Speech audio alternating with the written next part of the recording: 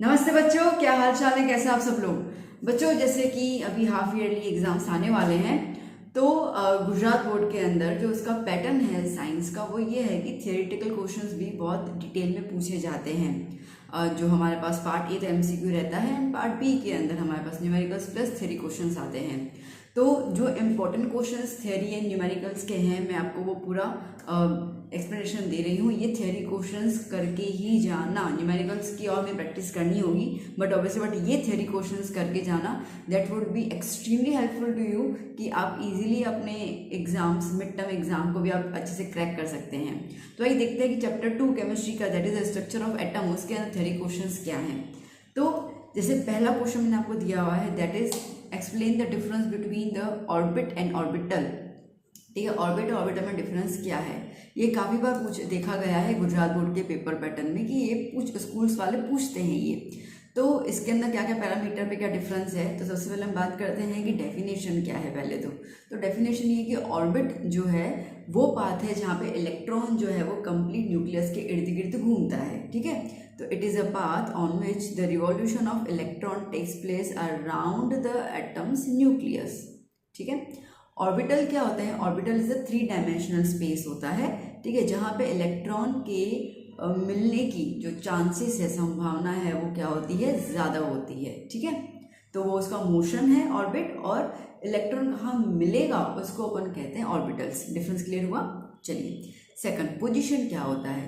तो देखो, यहाँ पर हम लोग ये बोल सकते हैं कि इलेक्ट्रॉन का जो एग्जैक्ट पोजीशन वो है कि भैया वो एटम के अंदर है। ठीक है, और यहाँ पे हम इलेक्ट्रॉन का एक्यूरेट पोजीशन नहीं बता सकते हैं, हम सिर्फ संभावना मतलब प्रोबेबिलिटी शायद यहाँ पे हो सकता है, बट एग्जैक्टली पोजीशन नहीं बोल सकते हैं हम लोग। शेप की बात करते हैं तो ऑर्बिट सर्कुलर शेप के होते हैं, और ऑर्बिटल्स जो होते हैं वो जैसे एस ऑर्बिटल होगा तो स्फेरिकल शेप हो गया। ठीक है, पी होगा तो लाइक डम्बल शेप हो गया, ऐसे करके। ठीक है, तो वो सारे शेप्स रहते हैं। फिर बात करते हैं अनसर्टेनिटी प्रिंसिपल के हिसाब से, तो यहाँ पे ऑर्बिट जो है वो अनसर्टेनिटी प्रिंसिपल ऑफ हाइजेनबर्ग को नहीं ओबे करता है, क्योंकि यहाँ पे हम बोल रहे हैं कि इलेक्ट्रॉन जो है वो न्यूक्लियस के इर्द गिर्द घूमेगा, तो हम यहाँ पे एग्जैक्ट पोजीशन बता रहे हैं। जबकि अनसर्टेनिटी के अंदर वही था कि हम इलेक्ट्रॉन का एग्जैक्ट पोजीशन नहीं बता सकते हैं। हाँ, बट ऑर्बिटल्स जो हैं वो हाइजेनबर्ग को फॉलो करते हैं, क्योंकि यहाँ पे हम इलेक्ट्रॉन का पोजीशन नहीं बता पा रहे हैं। डेजिग्नेशन, तो यहाँ पे हमको पता है KLMN, जो बोहर ने हम लोगों को कैपिटल लेटर्स दिए थे नंबर ऑफ शेल्स को लेकर, वो है। और यहाँ पे हम लोग क्या बोलते हैं, SPDF। ठीक है, डन।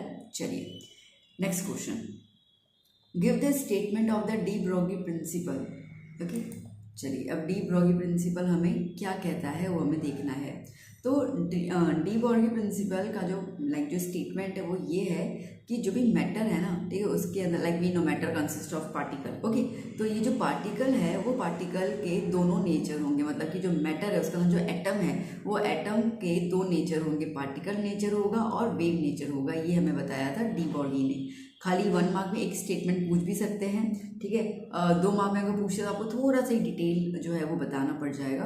क्या है डिटेल के अंदर, कि डी बॉर्ग की वेवलेंथ है लैम्डा। ठीक है, उन्होंने क्या बताया है, that lambda is equals to h/p। Okay, lambda is equals to h/, अभी p दैट इज मोमेंटम, और h is a Planck's constant, मतलब कि h/mv।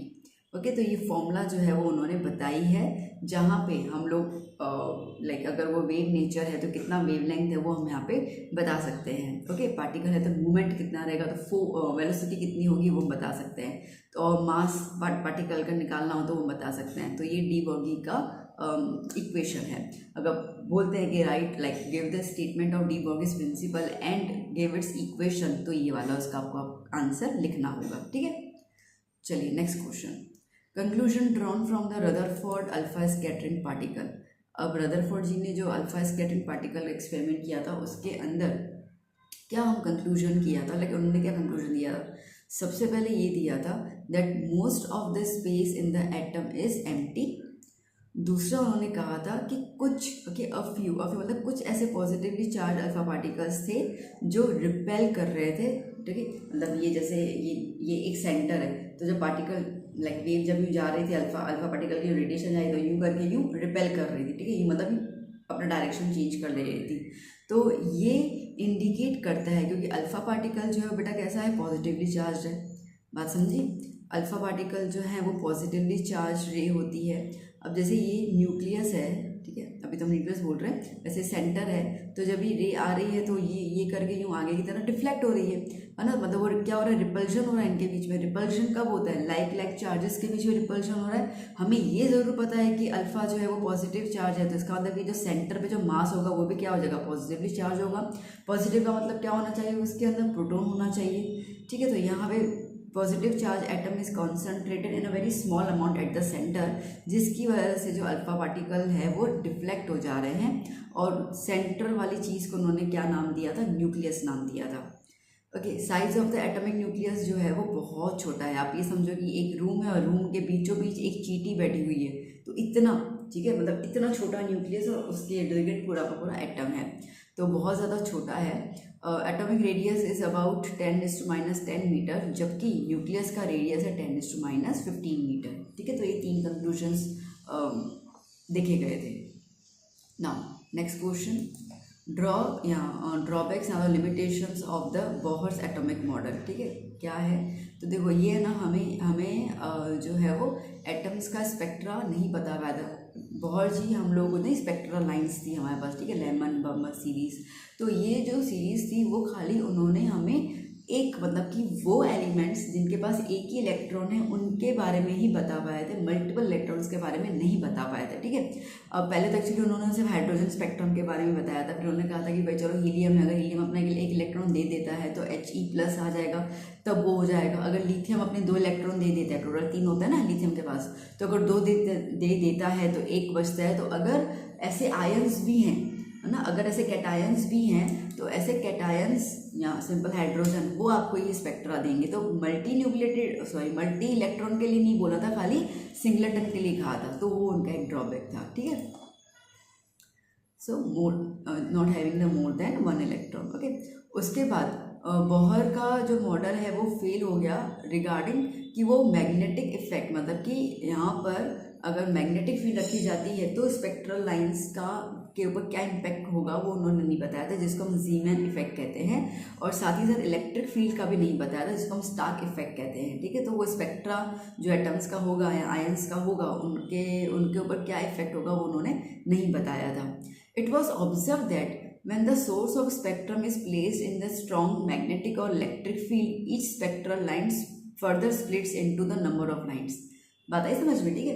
तो क्या आगे जो दूसरे साइंटिस्ट थे ना, उन्होंने जब इसके बारे में स्टडी किया था तो उन्होंने कहा कि जब हम लोग मैग्नेट या तो फिर इलेक्ट्रिक फील्ड को स्ट्रॉन्ग कर देते हैं, तो वो जो लाइन जा रही है ना, वो लाइन आगे जाकर और बहुत सारे स्पेक्ट्रल लाइंस में डिवाइड हो जा रही है। ये चीज़ बोहर जी ने नहीं बताई थी, ओके। थर्ड बात करते हैं, तो डी ब्रोगी जी ने हमें कहा था कि इलेक्ट्रॉन के पास 2 नेचर है ना, दोगलापन है, that is it consider as a wave nature as well as particle nature, okay. और बोहर जो है वो इलेक्ट्रॉन को सिर्फ और सिर्फ क्या बता रहे हैं, पार्टिकल बता रहे हैं, ठीक है। वेव का फॉर्म तो उन्होंने बताया ही नहीं था। फिर चौथा उनका क्या रिजेक्शन था, after the objection to the Bohr's theory came from the Heisenberg's uncertainty principle. बहुत आसान सी चीज़ है क्या, क्योंकि हीजनबर्ग जी ने हमें क्या बोला था कि इलेक्ट्रॉन का आप एग्जैक्ट पोजीशन और एग्जैक्ट वेलोसिटी नहीं बता सकते हो। अगर आप उसकी वेलोसिटी पे फोकस करोगे तो पोजीशन पता नहीं क्या हो जाएगा, ओके। और अगर आप उसकी पोजीशन को देख रहे हो तो वेलोसिटी पता नहीं क्या होगी, तो आप एग्जैक्टली नहीं बता पाओगे। जबकि बोहर जी क्या कह रहे हैं, बोहर जी ये कह रहे हैं कि इलेक्ट्रॉन जो है वो K शेल में घूम रहा है, L में घूम रहा है, M में घूम रहा है, मतलब कि वो एग्जैक्ट ऑर्बिट्स के थ्रू वो एग्जैक्ट पोजीशन बता रहे हैं, जबकि हीजनबर्ग नहीं बता पा रहे हैं। हीजनबर्ग ने बोला नहीं बता सकते और वो कह रहे हैं कि बता पा रहे हैं, तो वो चीज़ का लोचा यहाँ पे पड़ गया, ठीक है। तो देखो मैं स्टेटमेंट करती हूँ, as per the principle it is impossible to determine the simultaneously exact position and momentum of a very small moving particle like electron. The postulate of Bohr that electrons revolve in the well defined orbits around the nucleus, ठीक है। इसके लिए वो अगर आप उसको बता रहे हो तो उसकी वेलोसिटी से आप डिफाइन नहीं कर सकते हो, ठीक है। तो वो तो उन्होंने बताया नहीं, अगर वो पोजीशन बताया तो वेलोसिटी, अच्छा वो ये भी कह रहे हैं ना कि इलेक्ट्रॉन घूम रहा है, ओके। तो इलेक्ट्रॉन घूम रहा है तो उसकी वेलोसिटी इसके बारे में उन्होंने नहीं बताया था। तो ये 4 डिफेक्ट जो थे वो बोहर जी के मॉडल में देखने को मिले थे। समझ में आया बेटा थ्योरी क्वेश्चंस? ये थ्योरी क्वेश्चंस काफ़ी इंपॉर्टेंट है, ओके। प्लीज़ करके जाइएगा, if you want to score good marks in your half yearly mid term, please करके जाइएगा। अब बात कर रहे हैं हम लोग explain Pauli's exclusion principle with suitable examples. Okay, और इसके लिए एक्सक्लूजन वर्ड क्यों यूज़ किया गया है वो भी बताना है। तो इस प्रिंसिपल के हिसाब से जो ऑर्बिटल है एसपीडी ठीक है, वो मैक्सिमम 2 इलेक्ट्रॉन्स ही अकोमोडेट कर सकता है, और वो भी दोनों इलेक्ट्रॉन्स कैसे घूमेंगे, ऑपोजिट स्पिन में घूमेंगे। देख रहे हो, अगर एक ऊपर जा रहा है तो नीचे, मतलब एक क्लॉकवाइज जाएगा, ठीक है, एक अगर क्लॉकवाइज जा रहा है तो दूसरा क्या होगा, एंटी क्लॉकवाइज, ठीक है, ऐसे करके घूमेंगे। तो वो उन्होंने बताया हुआ है।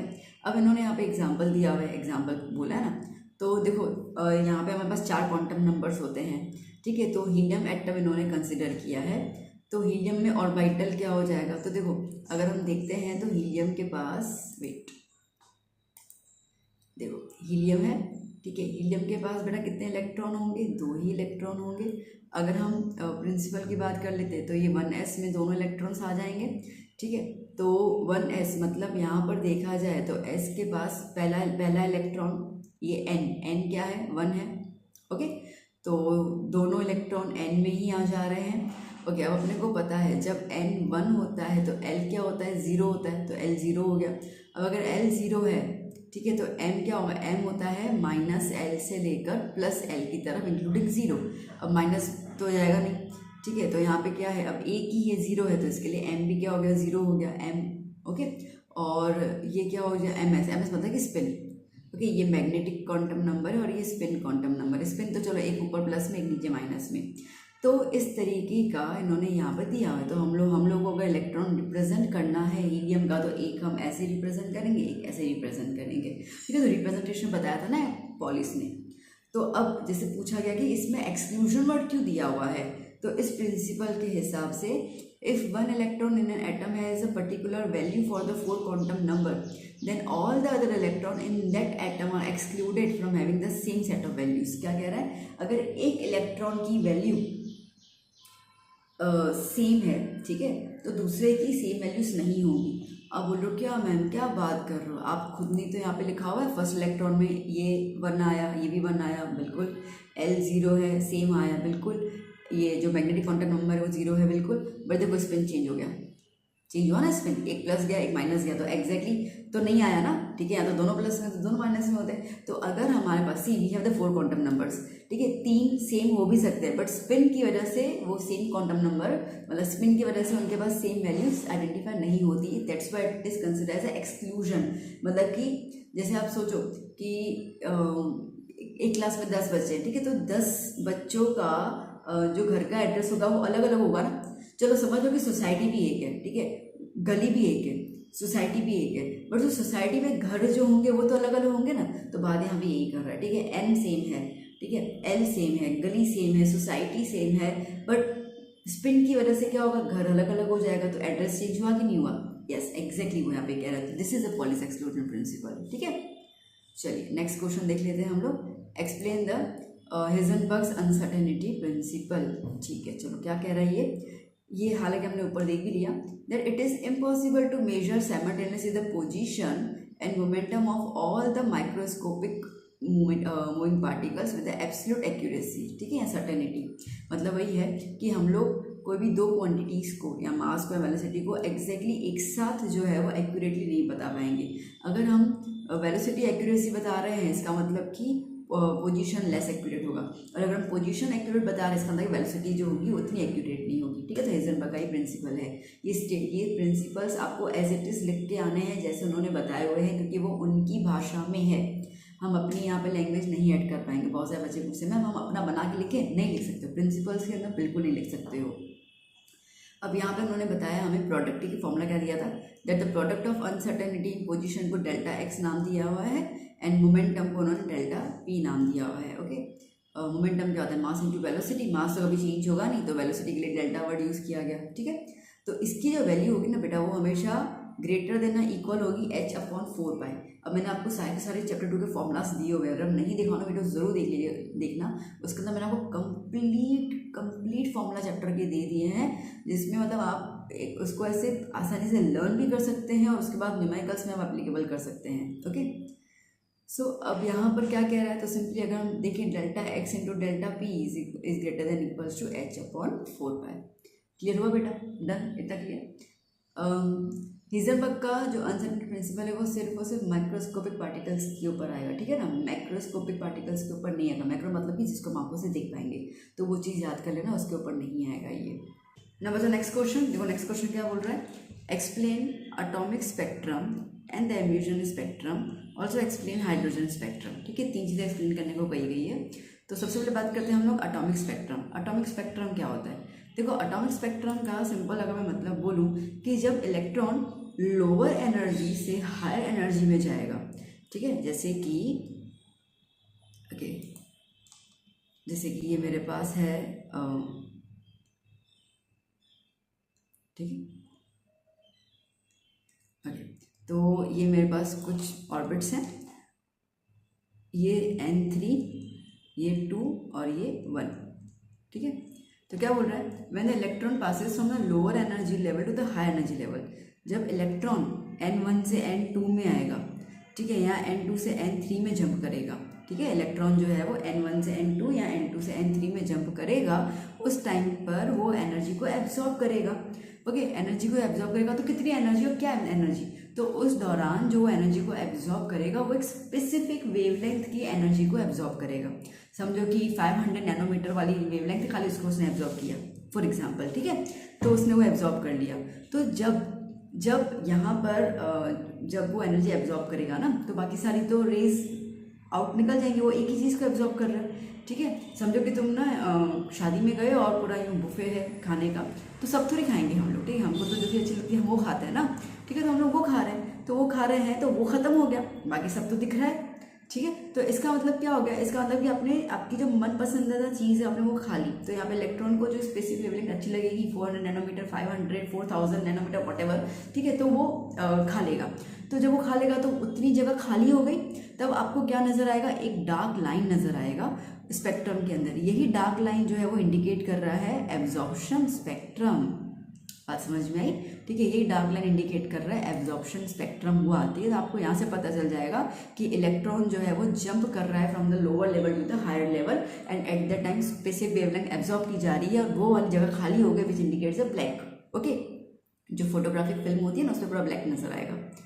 अब बात कर लेते हैं हम लोग यहाँ पर नेक्स्ट।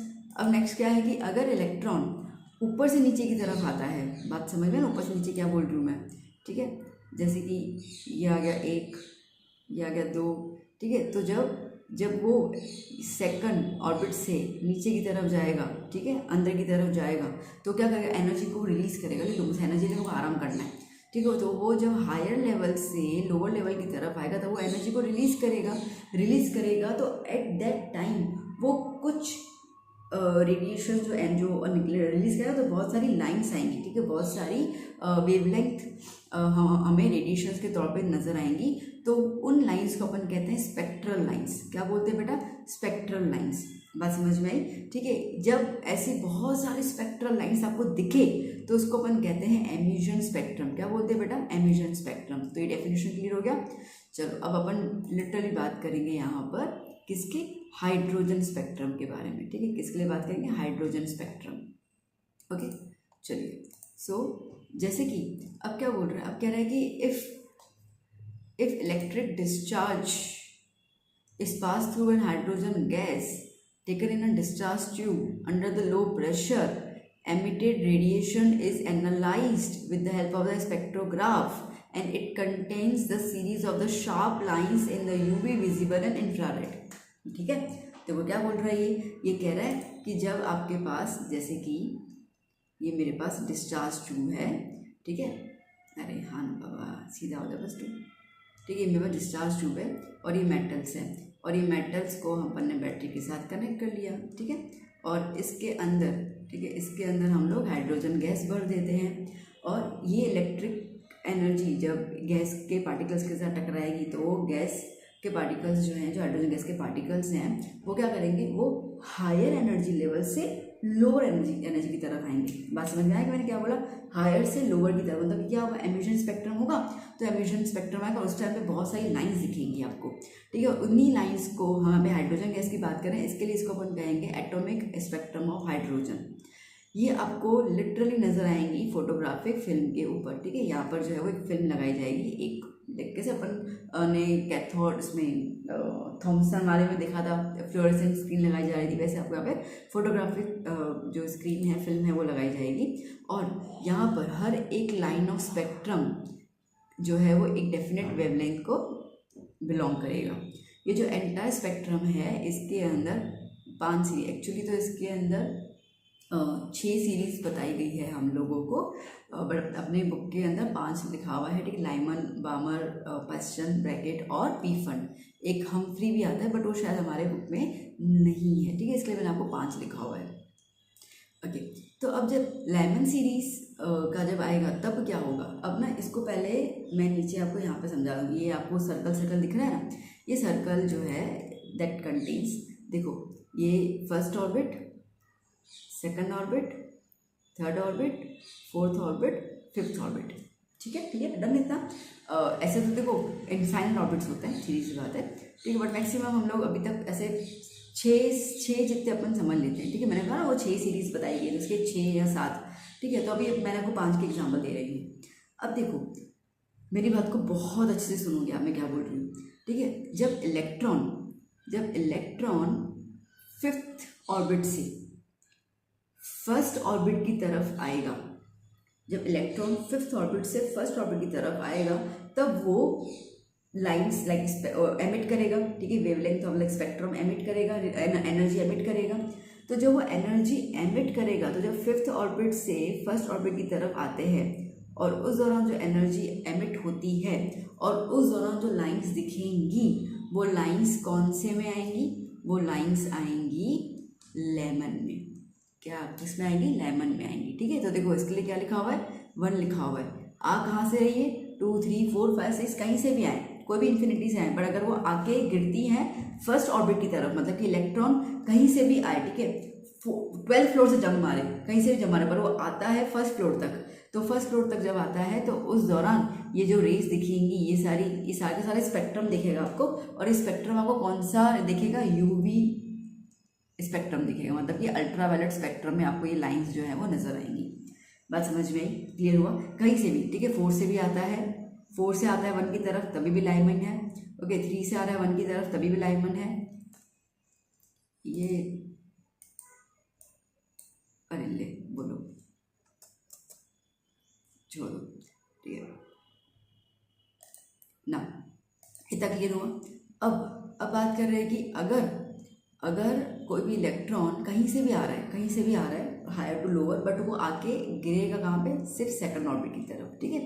तो जैसे कि नीचे से आप देखो, अब ये 5th ऑर्बिट, ठीक है, नाम तो मैंने दे दिया, 4 3 2 और 1, ठीक है। अब 5th से लेकर 2 की तरफ आ रहा है, ओके, 4 से लेकर 2 की तरफ आ रहा है, 3 से लेकर 2 की तरफ आ रहा है, समझ लो कहीं से भी आ रहा है, बट कहाँ पे आके उसका जो ग्राउंड लेवल है वो कहाँ पर है, सेकंड ऑर्बिट। अगर उसका घर है तो अगर उसका घर सेकंड ऑर्बिट, आप पूरी दुनिया कहीं से भी घूम के आ जाओ पर आओगे अपने घर पे, ठीक है। तो जब तुम अपने घर पे आते हो, that is low energy level, जब तुम अपने घर पे आते हो तो आप एनर्जी को रिलीज करोगे, और उस टाइम पे जो एनर्जी रिलीज होगी और उस दौरान जो हमें स्पेक्ट्रम नजर आएगा, ठीक है, वो स्पेक्ट्रम हमें नजर आएगा कहाँ पर, विजिबल एरिया में नजर आएगा। मतलब कि जो अभी आप लाइट देख रहे हो ना आपके आजू बाजू, ये वही स्पेक्ट्रम से बनी हुई है। और ये स्पेक्ट्रम को हमें किसने बताया था, बामर ने बताया था। बात आई, देखो यहाँ पे इसके लिए इन्होंने अलग अलग, देखो अभी अलग अलग वेवलेंथ की लाइट आएगी, इसके लिए कलर भी अलग अलग होगा। Now we know the visible spectrum 10th में किया था विबग्योर, ठीक है। तो जो विबग्योर है ना वो बामर सीरीज में ही नजर आता है अपने को, ठीक है, वो किस में नजर आएगा, बामर सीरीज में नजर आएगा। तो साथ अपन को लाइन दिखती है, क्लियर हुआ। सिमिलरली अब आपको समझ में आ गया, सिमिलरली कहीं से भी अगर थर्ड ऑर्बिट पे आके गिरता है, कहीं से भी आके थर्ड ऑर्बिट पे गिरता है तो वो पेस्टन में आएगा। कहीं से भी इन्फिनिटी से अगर 4th ऑर्बिट पे आके गिरता है, ठीक है, तो ब्रैकेट आएगा। कहीं से भी अगर 5th ऑर्बिट पे आके गिरता है तो पी फंड आएगा। और ये तीनों के तीनों कौन सी स्पेक्ट्रम दिखा दी है, इंफ्रारेड। क्लियर, बात अच्छे समझ में आ गई ना इसको, ओके। और इस तरीके से आपको देखो यहाँ पे लाइक ये जो है वो n=2 n=4 ये ऑर्बिट्स का नाम है, ठीक है, जिससे मैंने आपको वहाँ पे सर्कल में बताया ना, ठीक है। These are nothing but the orbits, ये ऑर्बिट्स हैं, ठीक है। तो कहीं से भी 4th ऑर्बिट से आ रहा है, 6th से आ रहा है, 5th से आ रहा है, 3 से आ रहा है, ठीक है। और आके अगर फर्स्ट ऑर्बिट पे गिर रहा है तो क्या हो गया, लाइमन, ओके। सेकंड पे गिर रहा है तो क्या हो गया, बामर। अब समझ में आया, क्लियर। आपको लिटरली ऐसा डायग्राम ड्रॉ करके आना है, कुछ टफ ही नहीं है ना, 3-4 लाइन बना दो और तो क्या ही है। चलिए अब इसके लिए आपको थोड़ा सा इक्वेशन बतानी है। तो जो वेवलेंथ आती है उसको कैसे पता चलेगी वेवलेंथ क्या है, ठीक है। तो वेवलेंथ का फॉर्मूला क्या है हमारे पास, 1/λ is equals to wave number is nothing but R, okay, 1/n1² minus 1/n2², okay. Wave number यहाँ पे डैश लगा दूँ, ठीक है, वेव नंबर, वेव लेंथ और ये रेडबर्ग कांस्टेंट जिसकी वैल्यू होती है 10967 सेंटीमीटर माइनस इनवर्स। इसमें आप लगा दोगे तो आपको वेवलेंथ पता चल जाएगा, ओके। चलिए नेक्स्ट क्वेश्चन। ना बच्चों नेक्स्ट क्वेश्चन करते हैं हम लोग, photo electric effect, okay. Detail में देखते हैं इसका मतलब क्या है और आपको एक क्वेश्चन आएगा मैक्सिमम डिटेल क्वेश्चन में आएगा 4 to 5 मार्क के अंदर। तो अब यहाँ पे क्या कह रहा है, that sir J.J. Thomson observed that when a certain frequency of light, okay, sir J.J. Thomson ने ऑब्जर्व किया था कि अगर एक लाइट हम ले रहे हैं कोई भी स्पेसिफिक फ्रीक्वेंसी की और जब हम उसको एक मेटल सरफेस पे स्ट्राइक करवाते हैं तो उस दौरान इलेक्ट्रॉन्स जो हैं वो एमिट होते हैं मेटल से। बस इसी इलेक्ट्रॉन्स जो एमिट होते हैं, ठीक है, उसको हम लोग कहते हैं फोटो इलेक्ट्रिक इफेक्ट, और जो इलेक्ट्रॉन्स निकलते हैं उसको अपन कहेंगे फोटो इलेक्ट्रॉन्स। क्लियर हुआ ये, ठीक है। ये सर J.J. थॉमसन ने उन्होंने ये सब कुछ ऑब्जर्व किया था, ठीक है। बट अब ना यहाँ पे आपको कुछ कुछ चीज़ें पॉइंट समझनी होगी। देखो कुछ ऐसे मेटल्स हैं, ठीक है, कुछ ऐसे मेटल्स हैं जिनका आयोनाइजेशन एनर्जी काफ़ी कम है। इसका मतलब क्या होता है, वो energy like atom by losing the electron और by gaining the electron ion में कन्वर्ट होता है ना। यहाँ पे हम बात करें लूजिंग वाली, तो वो मेटल्स जब वो इलेक्ट्रॉन को लूज कर लेते हैं और आयन में कन्वर्ट हो जाते हैं और बेसिकली बस थोड़ी सी हीट दे दो तो अपना इलेक्ट्रॉन निकाल देंगे, तो उसको अपन कहते हैं लो आयोनाइजेशन एनर्जी, ठीक है, जैसे सीसियम है। तो ये जो है ये आपको फोटो इलेक्ट्रिक इफेक्ट दिखाएंगे अंडर द विजिबल लाइट। इनके लिए विजिबल लाइट काफ़ी है क्योंकि तब तक तो वो फोटो इलेक्ट्रिक इफेक्ट दिखा देते हैं। बट बाकी सारे जो मेटल्स हैं, स्पेशली अगर हम देखते हैं हाई आयोनाइजेशन एनर्जी वाले, उसके लिए आपको कौन सी चाहिए होती है बेटा, यूवी रे चाहिए होती है, ओके, यूवी लाइट। इतना क्लियर हुआ। चलो अब थोड़ा सा अपन फिगर देख लेते हैं। फिगर में यहाँ पे बेटा 2 मेटल प्लेट्स लगाई गई हैं, ठीक है, ये प्लस की तरफ है तो ये हो जाएगा हमारे पास, ये हो गया एनोड, ठीक है, ये है कैथोड, ओके। ये पूरा का पूरा जो है वो इवैक्यूएटेड ट्यूब है, मतलब कि जिसके अंदर लाइक वैक्यूम ट्यूब, ठीक है, जिसमें कोई भी गैस पार्टिकल्स नहीं है, ओके। ये है हमारे पास रियोस्टेट, इसका मतलब कि इट्स लाइक हम इसके अंदर वोल्टेज को चेंज कर सकते हैं वेरिएबल वोल्टेज के लिए, ओके। और ये हो गया हमारे पास एमीटर, ठीक है, ये पूरा इसका कंप्लीटली कनेक्शन है। अब देखो बेटा क्या है, अब अगर इसको देखो तो हमें लाइट दिख रहा है, तो नॉर्मली ये यूवी लाइट होती है, ठीक है। यूवी लाइट जो है वो फॉल हो रही है किसके ऊपर, एनोड के ऊपर। जैसे यूवी लाइट एनोड पे फॉल हो रही है, इलेक्ट्रॉन्स बाहर निकल रहे हैं। क्या हो रहा है, इलेक्ट्रॉन्स बाहर निकल रहे हैं, ठीक है, इलेक्ट्रॉन्स बाहर निकल रहे हैं, तो इसको अपन कहेंगे फोटो इलेक्ट्रॉन्स, ओके। अब ये जब एक्सपेरिमेंट किया गया था ना, तो क्या हुआ था, बेसिकली ये actually it was like incidentally, उनको पता नहीं था कि यहाँ पे करंट जनरेट होगा। तो जब एनोड की तरफ लाइट फॉल कर रही थी तो इलेक्ट्रॉन्स बाहर निकल रहे थे। अब आपको पता है इलेक्ट्रॉन्स फ्री हो गए, फ्री इलेक्ट्रॉन्स जब घूमते हैं तो क्या करते हैं, एनर्जी देते हैं, मतलब करंट देते हैं, वही चीज़ है ना, ठीक है। तो यहाँ पर जो ये एमिटर ने लगाया था, ठीक है, ये सिंपल एक लाइक पहले तो यूँ था, मतलब जीरो, जैसे ही इलेक्ट्रॉन निकले, ठीक है, ये जो है उसका एंगल चेंज हुआ, डिफ्लेक्ट होने लगा। डिफ्लेक्ट होने लगा होता है कि अच्छा, मतलब कि जब भी हम किसी भी मेटल पे अगर कोई इलेक्ट्रॉन, कोई भी रे अगर किसी मेटल पे गिरेगी तो उसमें से इलेक्ट्रॉन्स निकलेंगे और वो इलेक्ट्रॉन्स, क्या बोल रही हूँ सुनना, और वो इलेक्ट्रॉन्स जो है वो करंट को क्या करेंगे, एमिट करेंगे, वो करंट निकालेंगे। यही फिनोमिना है जो हम लोग सोलर पैनल्स को यूज़ करते हैं। सन की राइज उन पैनल्स पे गिरती है, ठीक है, उसके अंदर एक मेटल होता है, एक और उस मेटल होता है, ठीक है, और उसके अंदर मेटल या मेटल कोई कुछ भी ले सकते हैं, ठीक है, और उसमें से इलेक्ट्रॉन्स इजेक्ट आउट होते हैं। वही इलेक्ट्रॉन्स जो है एनर्जी के रूप में हम लोगों को घर पे इलेक्ट्रिसिटी देते हैं। That is the phenomena considered in the solar panels, ठीक है, जिस थोड़ा सा बता दिया मैंने आपको। तो ऐसा होता है। अब बात समझ में आई। चलो अब थोड़ा देख लेते हैं हम लोग। An evacuated tube content 2 electrons, मैंने बता दिया, ठीक है, connect to the variable voltage metal plate है, ठीक है, जिसपे इलेक्ट्रॉन्स आ रहे हैं वो कौन सा सरफेस है, एनोड है, ओके। कुछ फोटो इलेक्ट्रॉन्स जो हैं, ठीक है, उनके पास इतनी एनर्जी होती है कि वो लिटरली कैथोड के पास जाके मर्ज करते हैं, जबकि देखा जाए माफ करना, जबकि देखा जाए कैथोड नेगेटिव है, इलेक्ट्रॉन का चार्ज भी नेगेटिव होता है, नेगेटिव में रिपेल करेगा ना, पर उनके पास इतनी एनर्जी होती है कि वो इलेक्ट्रॉन से वो कैथोड से जाके टकरा के भी आते हैं। ठीक है, तो इस तरीके से होता है, और जब ये होता है तब हम लोग करंट को मेजर करते हैं। और जो स्लोअर फोटो इलेक्ट्रॉन्स होते हैं, ठीक है, वो तो पहले रिपेल कर लेंगे। ओके नाउ अब यहाँ से थोड़ी पॉइंट समझना ज़रूरी है। क्या बोल रहा है यहाँ पे, when the voltage is increase to a certain value, ठीक है, हमने वोल्टेज इंक्रीज कर रहे एक सर्टन वैल्यू पे जब हम वोल्टेज इंक्रीज करेंगे तब एक सैचुरेशन पॉइंट आ जाएगी। वो सैचुरेशन पॉइंट वो होगी जब कोई भी इलेक्ट्रॉन्स जो हैं वो सरफेस से नहीं निकलेंगे। ठीक है, और उस टाइम पे करंट जो होगा वो क्या हो जाएगा, ड्रॉप हो जाएगा, और उसको अपन कहते हैं करंट ड्रॉपिंग टू जीरो। ये चीज़ याद करना। अब इसमें एक चीज़ है, मैं बताऊँ आपको ये कब होगा। ठीक है, समझो कि ये अपने पास वोल्टेज है, ठीक है, ये हम लोगों ने यहाँ पे रखा हुआ है माइनस, और ये रखा अपन ने प्लस में, ठीक है, और इस तरीके से घूम रहा है। अगर इसकी पोलैरिटी चेंज कर लेते हैं, यहाँ पे हम प्लस कर लेते हैं, यहाँ पे माइनस कर लेते हैं, और उसके बाद सुनना, जब अपन ने पोलैरिटी चेंज कर ली और उसके बाद हम वोल्टेज को इंक्रीज कर रहे हैं, जब पोलैरिटी चेंज करोगे, वोल्टेज को इंक्रीज करोगे ना बेटा, तो करंट जो है वो डिक्रीज होना शुरू हो जाएगा। ठीक है, और एक टाइम ऐसा आएगा जब करंट की वैल्यू क्या हो जाएगी, 0 एम्पियर। ठीक है, करंट की वैल्यू क्या आ जाएगी, 0 एम्पियर। उस टाइम पे, ठीक है, उस टाइम पे हम लोग यहाँ पे जो वोल्टेज होता है, ठीक है, दैट एक्सटिंक्शन वोल्टेज, मतलब कि उस वोल्टेज को अपन क्या बोलते हैं, स्टॉपिंग वोल्टेज। ये वो वोल्टेज जहाँ पे करंट बनना स्टॉप हो गया, बात समझ में, यहाँ पे करंट बनना, क्योंकि हमने क्या बोला कि इलेक्ट्रॉन एमिट हो रहे हैं और वही इलेक्ट्रॉन इलेक्ट्रिसिटी दे रहे हैं, इलेक्ट्रिसिटी देना मतलब करंट दे रहे हैं, तो वो एक वोल्टेज होगा जहाँ पे इलेक्ट्रॉन्स निकलना बंद कर देंगे, और उस टाइम पे करंट 0 दिखेगा हम लोगों को। तब के वोल्टेज को अपन कहेंगे, क्या बोलेंगे हम लोग, स्टॉपिंग वोल्टेज। और उस टाइम पे, ठीक है, उस टाइम पे फोटो इलेक्ट्रॉन्स जो भी निकल चुके होंगे ना, उनकी काइनेटिक एनर्जी क्या होगी बेटा, मैक्सिमम होगी, जिसको हम लोग इस तरीके से फॉर्मूला से डिनोट करेंगे। अब बात समझ में आई, फोटो इलेक्ट्रिक इफेक्ट क्लियर हुआ। ओके, चलिए अब इसके फाइंडिंग्स में क्या क्या अपने को मिला, बट ऑब्वियसली कुछ हम कंक्लूड तो करेंगे। तो क्या कंक्लूड कर रहे हैं, that electrons come out as soon as the light strike the surface. ठीक है, जैसे लाइट स्ट्राइक हुआ तो निकल आया। The light of any frequency will not be able, ठीक है, कोई भी फ्रीक्वेंसी की लाइट काम नहीं करेगी। यहाँ पे एक मिनिमम फ्रीक्वेंसी की लाइट चाहिए होगी, not depend on the metal. ठीक है, मिनिमम फ्रीक्वेंसी की लाइट चाहिए होगी, इसको हम कहते हैं थ्रेशोल्ड फ्रीक्वेंसी।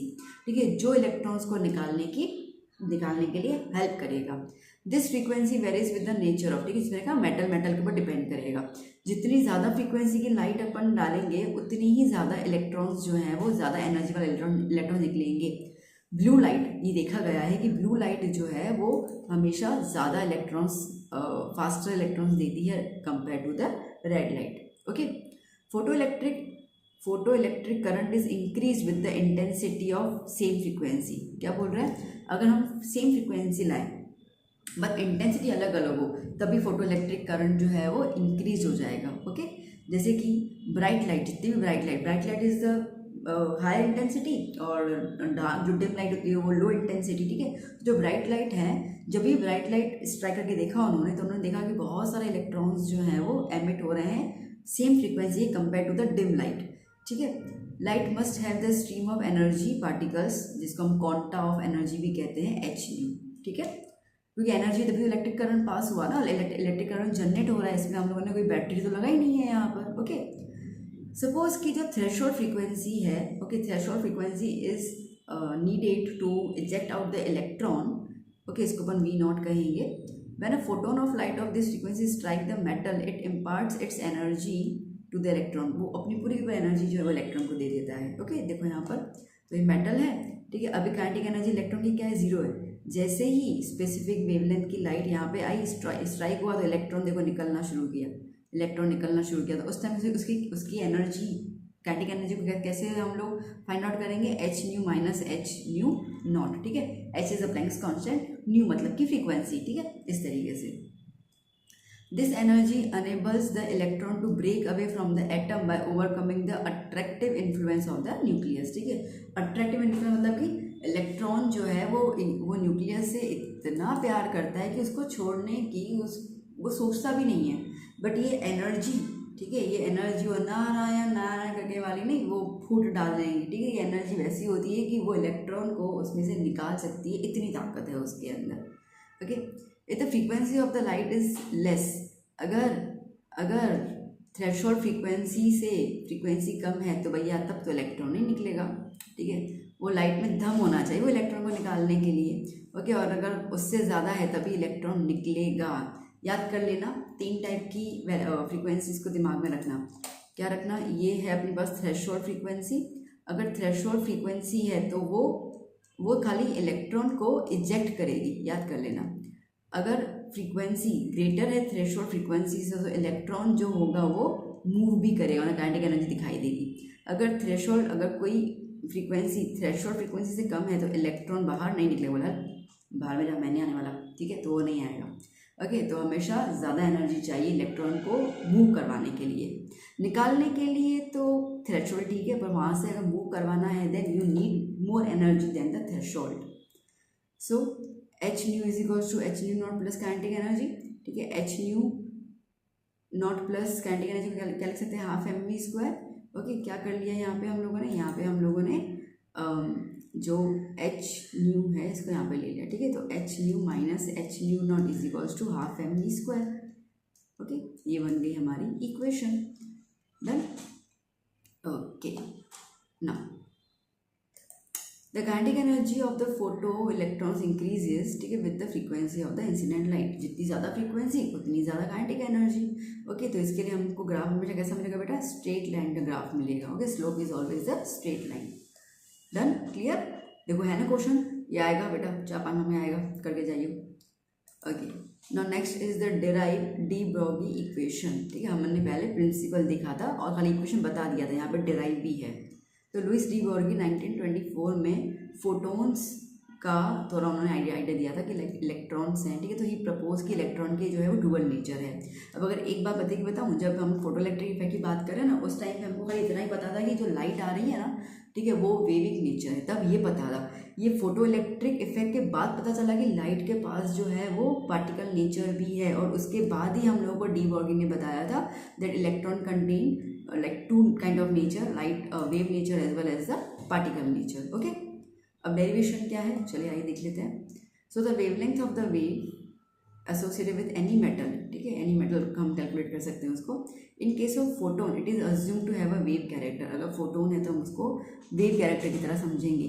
तो ध्यान दे देना, जब वेव कैरेक्टर होगा तो फॉर्मूला क्या होगा, E is equals to H nu. और अगर हम लोग यहाँ पर, ठीक है, एज पर द आइंस्टाइन हम ये सपोज कर रहे हैं कि पार्टिकल नेचर है, उसका कैसा नेचर है, पार्टिकल नेचर है, तो एनर्जी क्या हो जाएगी, E is equal to M C square, जो हम लोगों को आइंस्टाइन जी ने बताया था। इन दोनों इक्वेशंस को आप मर्ज कर दो तो कौन सी equation, E is equals to H nu और E is equals to M C square. तो क्या लिखे, लेफ्ट ई है ना, तो राइट हैंड साइड, और राइट हैंड साइड को हम लोग इक्वेट कर सकते हैं। देखो आ गया। अगर अपने को पता है कि न्यू क्या होता है, nu is velocity upon wavelength, ठीक है। तो h इज इक्वल्स टू, ये न्यू की जगह क्या लिख दूँ, c upon wavelength is equals to M C square. ये c और ये कैंसिल हो गया, तो h lambda is equals to M c, ठीक है। तो लेमडा को ऊपर ले लो, एम सी को नीचे ले लो, तो h upon m c is equals to lambda. Lambda मतलब वेवलेंथ, तो अगर मैं वेवलेंथ निकालनी है तो यहाँ से तुमको पता चल जाएगा, ओके। नाउ अब ये c जो है that is a velocity of light in vacuum. But अगर वैक्यूम की बात नहीं करते हैं तो h is equals to m v लगा देंगे, velocity of the light in any medium. और एम वी क्या होता है, एम वी होता है मोमेंटम, तो h upon momentum is equals to lambda, ठीक है, डन, आ गया, ओके। चलिए next question, why spin quantum number is being introduce, ठीक है। स्पिन क्वांटम नंबर क्यों बताया गया था, जबकि श्रोडिंगर इक्वेशन के हिसाब से हमारे पास 3 क्वांटम नंबर्स तो थे ही ना, प्रिंसिपल, अजीमुथाल और मैग्नेटिक, तो स्पिन क्यों बताया गया था।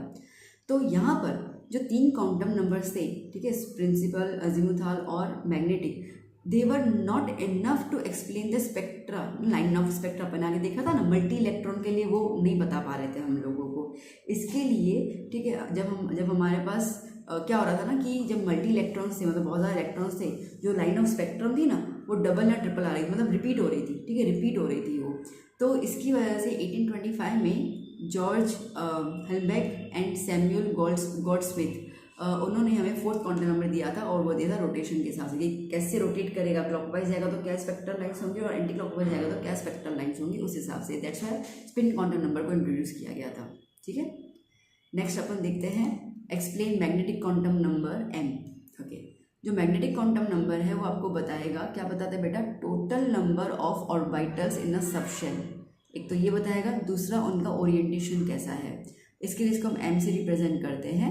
ओके, और ये आपको बताएगा एंगुलर मोमेंटम की, इलेक्ट्रॉन जो है वो एक एक्सिस में, X axis, Y axis, Z axis में इलेक्ट्रॉन कैसे घूम रहा है ना, वो बताएगा आपको। ठीक है, चलिए जैसे कि हम बात कर रहे हैं कि जैसे ये हो गया, ठीक है, और पी ऑर्बिटल है तो पी ऑर्बिटल में इलेक्ट्रॉन कैसे घूमेगा, ऐसे करके, ऐसे घूम रहा है, ठीक है, ऐसे करके घूम रहा है, यूं है तो ऐसे करके घूम रहा है, ठीक है, तो ये ओरिएंटेशन आ गया, तो वो हमें यहाँ पे मैग्नेटिक से पता चलता है। और मैग्नेटिक क्वांटम नंबर कहाँ से पता चलेगा, अजीमुथाल से पता चलेगा, that is orbital quantum number से पता चलेगा। एल की वैल्यू पे एम की वैल्यू डिसाइड होती है, ठीक है, और एम की वैल्यू आती है -L2 + L इंक्लूडिंग 0, याद कर लेना। जैसे एग्जांपल है कि अगर n की वैल्यू 4 है, ठीक है, तो l की वैल्यू क्या होगी, यहाँ पे n की वैल्यू 4 है तो l की वैल्यू 3 ले लेते हैं, तो 3 के लिए m क्या हो जाएगा, -L से -3 -2 -1 0 +1 +2 +3, ठीक है। तो अगर हम लोगों को, सुनना में क्या बोलूँ ध्यान से, अगर हम लोगों को टोटल नंबर ऑफ ऑर्बिटल्स पता करने हैं एक कोई भी सबशेल के अंदर, ठीक है, बाय द l वैल्यू, तो उसके लिए फॉर्मूला क्या आएगा, 2l + 1, ठीक है।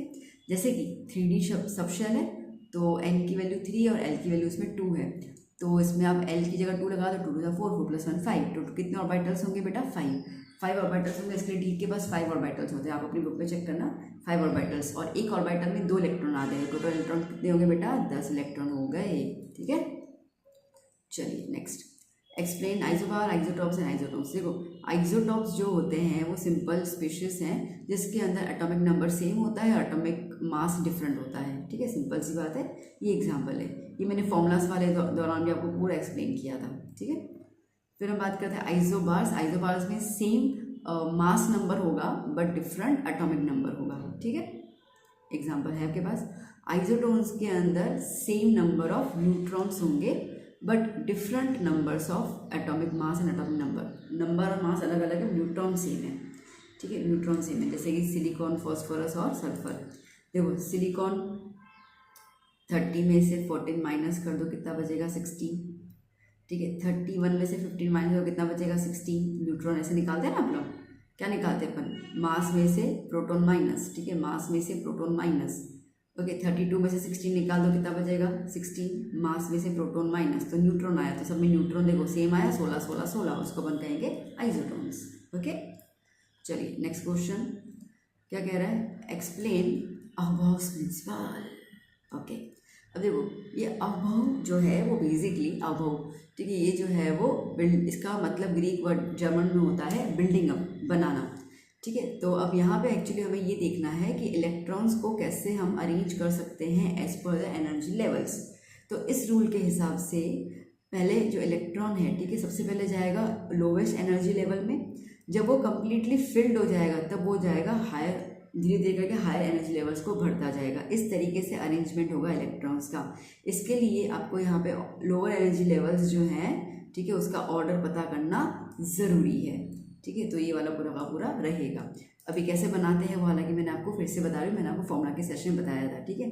1s, फिर क्या आ जाएगा 2s 2p, ठीक है, फिर क्या आ जाएगा 3s 3p 3d, ठीक है, फिर क्या हो जाएगा 4s 4p 4d, okay, 4f ऐसे करके, ओके, 5s 5p 5d और 5f, okay, 6s 6p 6d और 7s 7p ऐसे करके, ठीक है। और अपन को इसमें लाइनें खींचनी है, मतलब सबसे पहले कहाँ, सबसे पहले इलेक्ट्रॉन्स किस में जाएंगे, 1s में, ठीक है, फिर किस में जाएंगे 2s में, स्केल से खींचते रहना, फिर किस में जाएंगे 2p और फिर 3s, फिर किस में जाएंगे, फिर जाएंगे आपके पास 3p और 4s, ऐसे करके आपको इलेक्ट्रॉन्स जो हैं वो एनर्जी लेवल्स के थ्रू बताने हैं, और यही आपको ऑर्डर दिया हुआ है।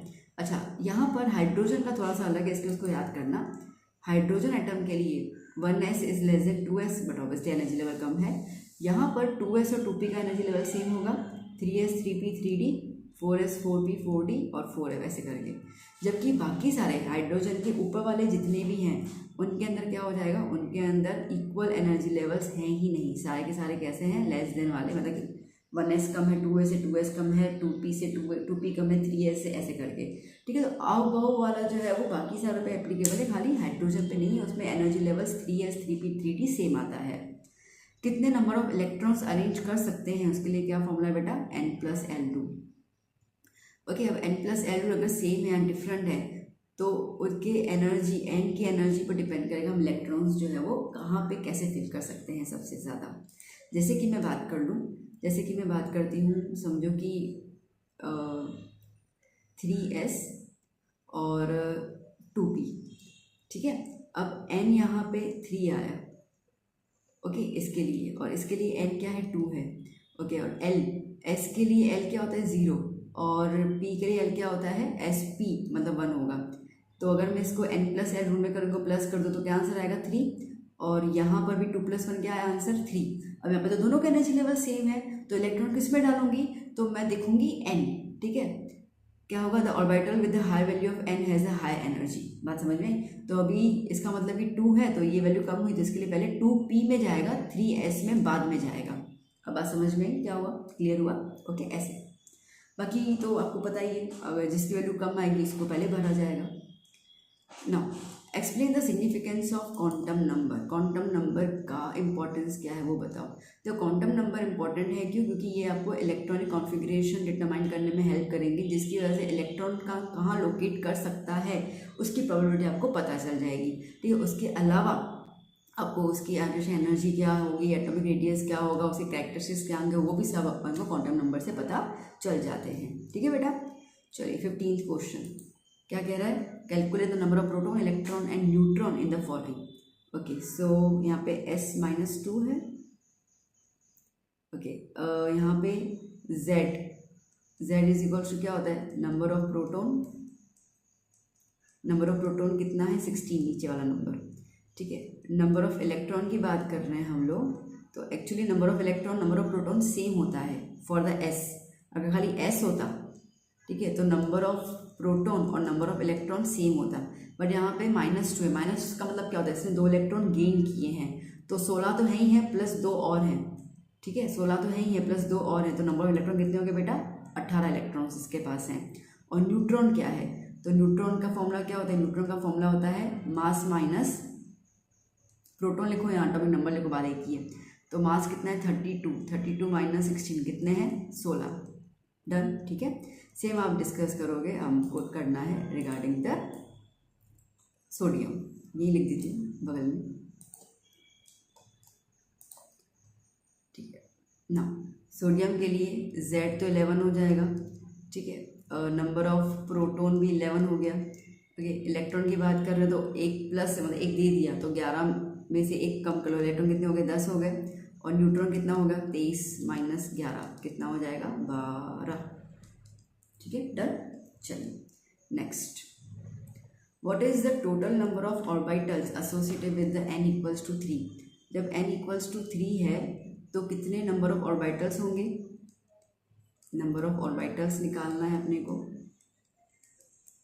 नंबर ऑफ इलेक्ट्रॉन्स निकालने हैं इसके अंदर। ठीक है ना, देखो नंबर ऑफ ऑर्बिटल्स के अंदर हम लोग, माफ़ करना, ठीक है, नंबर ऑफ ऑर्बिटल्स में हम लोग यहाँ पर एक फॉर्मूला ले सकते हैं। ठीक है, सिंपल क्या फॉर्मूला है, नंबर ऑफ ऑर्बिटल्स के लिए अपने पास फॉर्मूला होता है n²। n कितना है, 3 है, 3 का स्क्वायर क्या हो जाएगा, 9। ठीक है, कितने ऑर्बिटल्स आएंगे, 9 आएंगे। नंबर ऑफ इलेक्ट्रॉन्स का फॉर्मूला क्या है, नंबर ऑफ इलेक्ट्रॉन्स का फॉर्मूला होता है 2n²। ठीक है, तो 2 × n² कितना आया, लाइक चलो लिख लेते हैं, तो 2 × 9, तो कितने होंगे इलेक्ट्रॉन्स, 18 इलेक्ट्रॉन। ठीक है, चलिए next question, what is the nodal surface. ठीक है, नोडल सरफेस क्या होता है, देखो सिंपल, नोडल वो जगह होती है जहाँ पे इलेक्ट्रॉन्स के मिलने के चांसेस 0 होते हैं, उसको अपन नोडल कहते हैं। जैसे कि अपन ड्रॉ करते हैं p ऑर्बिटल। ठीक है, तो समझो कि उसको मैंने ऐसे और ऐसे ड्रॉ किया है, तो ये वाला जो है ना, ठीक है, जैसे ये वाला डंबल शेप होता है ना, ठीक है, तो ये वाला जो पॉइंट है ना, ठीक है, यहाँ पर इलेक्ट्रॉन्स नहीं मिलेंगे, तो उसको हम नोडल एरिया कहते हैं। देखो, probability of the function decreases to 0। ठीक है, इसका मतलब probability of finding the electron is 0, उसको अपन कहेंगे नोडल। अगर आपसे ये पूछा जाए कि नोडल सरफेस कितने हैं वो बताओ, ओके, बहुत छोटे क्वेश्चन होते हैं, तो याद करना नोड निकालने का फॉर्मूला क्या होता है, n-1। क्या होगा, n-1, ठीक है। जैसे एग्जाम्पल भी बढ़िया सा है यहाँ पर, ओके। जैसे n=1 है तो 1s ऑर्बिटल हुआ तो उसमें तो कोई नोड बनेगा ही नहीं, पर जैसे n=2 आया 2s में तो वहाँ पे एक नोड आपको देखने को मिलेगा, ठीक है। मतलब कि देखो ये 1s का गोला, ये 2s का गोला, ठीक है। इसके बीच का जो ये एरिया होगा इसको अपन कहेंगे यहाँ पे इलेक्ट्रॉन मिलने के चांसेस ना के बराबर है, ना के बराबर नहीं है, ओके। ऐसे करके चलिए next, write the shape of the orbitals and their angular momentum quantum number, ठीक है। ये क्वेश्चन है, देखो सिंपल। एंगुलर क्वांटम नंबर मतलब कि एल क्या है, 0 के लिए ऑर्बिटल क्या होगा s, 1 के लिए p, 2 के लिए d, 3 के लिए f, 4 के लिए g, ऐसे करते चलते जाना। अपन को तो ऑलमोस्ट SPDF से तो अपना काम खत्म ही हो जाता है, ओके। और उनके शेप्स लिखने हैं। अच्छा तो देखो अब अगर बात करते हैं हम लोग s ऑर्बिटल के लिए, तो s ऑर्बिटल का शेप क्या होता है बेटा, वो होता है स्फेरिकल, ओके। p ऑर्बिटल की बात कर लेते हैं हम लोग, तो p ऑर्बिटल का क्या होता है बेटा, डम्बल शेप, डम्बल, ओके। कोई खाली बेल शेप भी लिखता है। और d ऑर्बिटल जो होता है उसका शेप क्या होता है बेटा, उसका होता है डबल डम्बल्ड,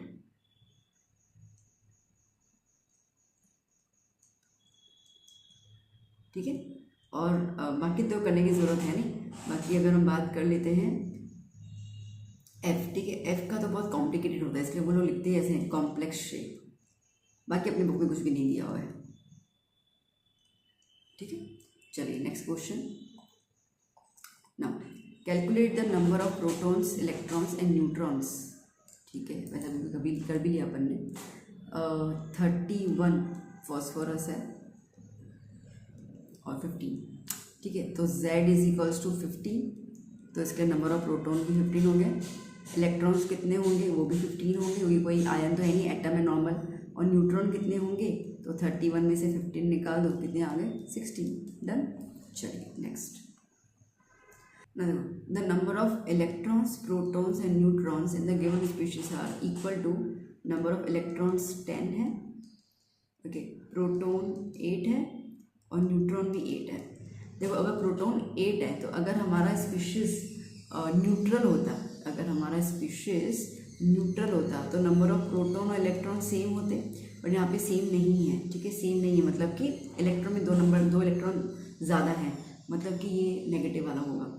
अच्छा, प्रोटॉन और एटम नंबर सेम होता है, तो प्रोटॉन कितना है, 8 है। 8 नंबर कौन सा होता है, ऑक्सीजन का होता है, ऑक्सीजन, ठीक है। नंबर क्या हो जाएगा, 8, 2 माइनस रहेगा, क्योंकि 2 इलेक्ट्रॉन एक्स्ट्रा है इसके अंदर। वैसे 8 होने चाहिए न्यूट्रल में, बट 2 से लिए हुए हैं, ठीक है, तो इसके लिए 2 माइनस होगा। और साथ ही साथ क्या है, मास निकालना है अपने को, तो 8 + 8 कितना हो जाएगा, 16, तो कितना आएगा, 16। तो इस तरीके से जो है वो सिंबल बनेगा, ठीक है।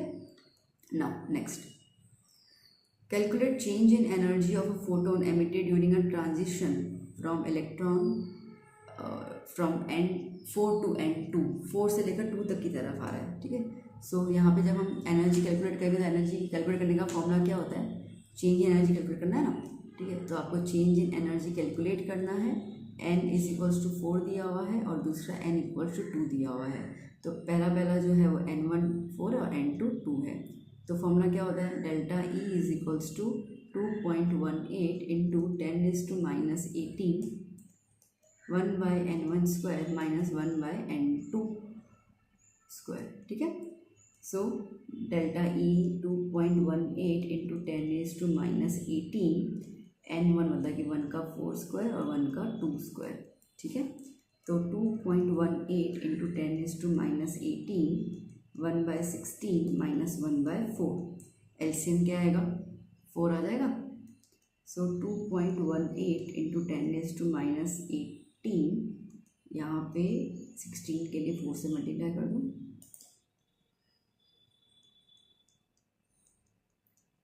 ठीक है। तो क्या हो जाएगा, 1 - 4 होल / 16।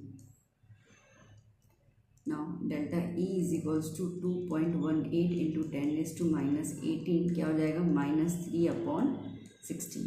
अब इसको आप सॉल्व कर लोगे तो आपको यहाँ पे देखो, अब माइनस की साइन आएगी तो आपको आंसर आएगा माइनस के अंदर। तो आंसर क्या आएगा, 4.076 × 19 जूल।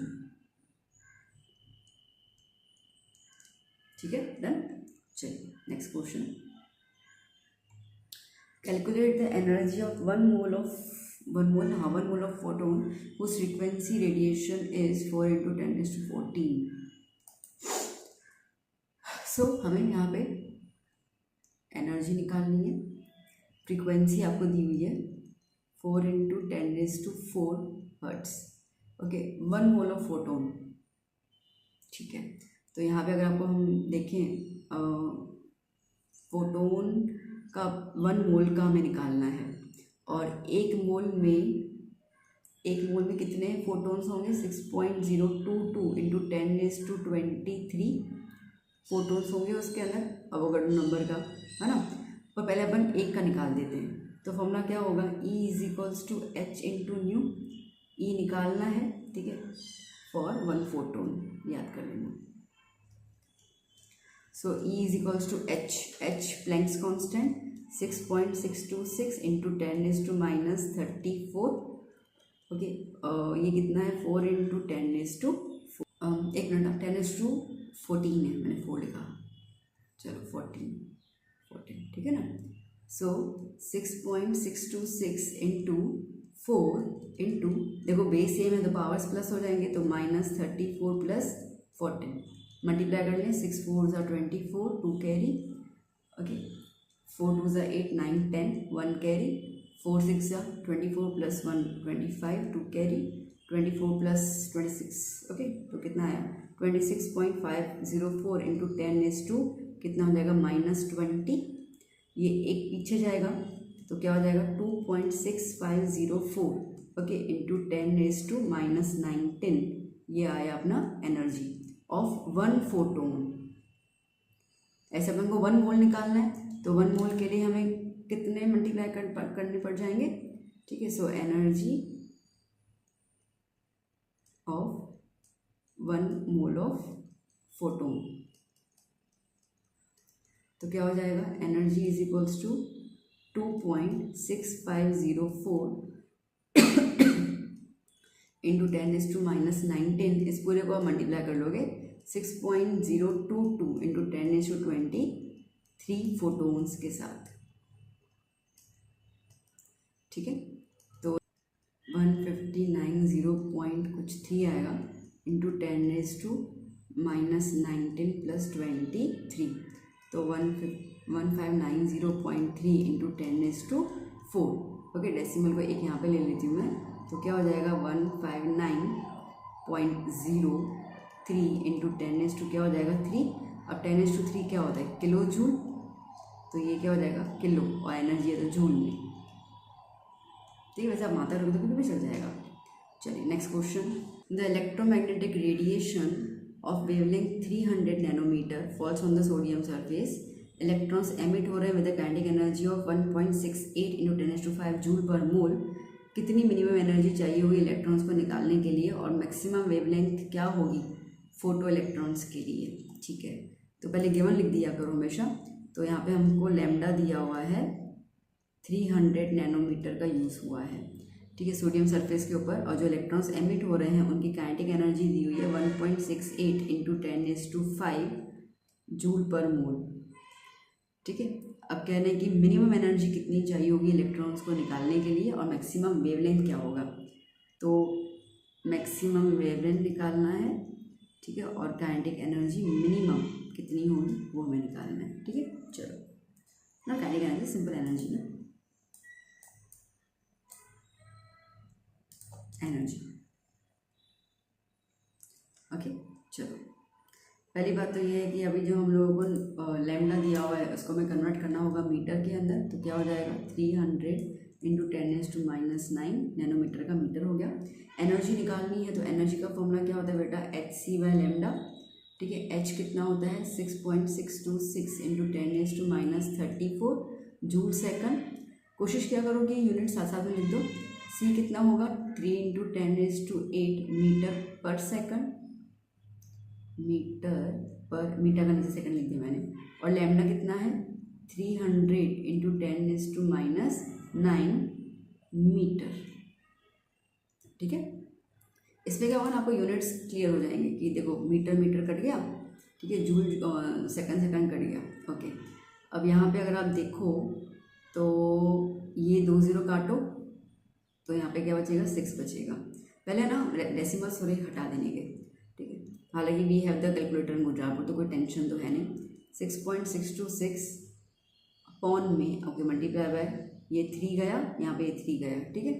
ओके, इंटू 10⁻⁻6.6 इंटू 34 आएगा ना, मैंने 4 लिखा नहीं, -34 प्लस यहाँ का 6, ओके, और नीचे का -9 क्या हो जाएगा, +9। तो सॉल्व करोगे तो 6.626 इंटू 10⁻, कितना हो जाएगा, 15। 34 में से 15 जाएगा तो -19 joule.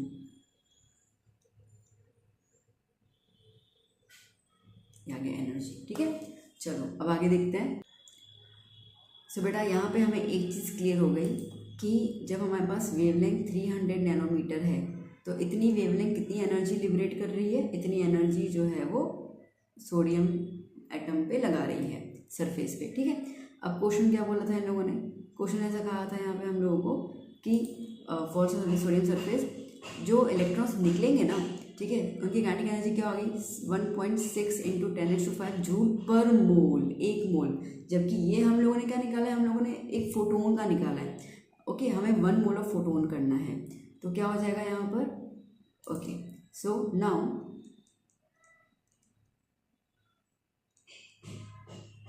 Energy of, not required of ना, energy of 1 mole of photon, ये एक फोटोन का था, energy of 1 mole of photon. पता चला 1 मोल क्यों लगे, काइनेटिक एनर्जी उन्होंने दिया हुआ है जूल पर मोल, इसके लिए मोल लेना पड़ जाएगा, तो इसको हम मल्टीप्लाई कर लेंगे अवोगाड्रो नंबर के से। तो E = 6.626 into 10⁻⁻19 multiply by 6.022 into 10⁻23, ठीक है। तो यहाँ पे आपको एनर्जी फॉर 1 मोल, अब मल्टीप्लाई करके आप जब मल्टीप्लाई करके आप सॉल्व कर दो तो इसका आपको सीधा आंसर मिलेगा यहाँ पर 3.99 इंटू 10⁻5 जूल पर मोल, ठीक। अब देखो बेटा, हमें आगे क्या करना है, हम लोगों को यहाँ पे काइनेटिक एनर्जी दी हुई है, कितनी दी है, 1.6 इंटू 10⁻5 जूल पर मोल, ठीक है। इतनी काइनेटिक एनर्जी हम लोगों को यहाँ पर दी हुई है कि इतनी एनर्जी जब 300 नैनोमीटर की लाइट फॉल हुई थी सोडियम के ऊपर तो उसके इलेक्ट्रॉन्स एमिट हुए और वो जो उनमें एनर्जी थी वो कितनी थी, इतनी थी, ठीक है। और हमने कितनी एनर्जी दी है, ओके, हम कितनी एनर्जी दे रहे हैं, हम दे रहे हैं इतना, तो कितना चेंज कितना है, ठीक है, उन्होंने ली उतनी, हम इतनी दे रहे हैं, तो क्या हो जाएगा यहाँ पर energy, change in energy used by 1 mole of sodium electrons to emit, तो क्या हो जाएगा 3.99 इंटू 10⁻5 माइनस 1.68 इंटू 10⁻5, ठीक है। माइनस करेंगे तो डेल्टा एनर्जी पता चल जाएगा। अब क्या होगा देखो, डेल्टा E = 10⁻5 कॉमन निकाल दो, क्या बचेगा 3.99 माइनस 1.68, सो डेल्टा E = 10⁻5, इसको हम माइनस कर लेंगे तो हमें आंसर मिलेगा इसके अंदर 2.31, ठीक है। तो चेंज इन एनर्जी कितना आया, 2.31 into 10⁻5 joule, okay.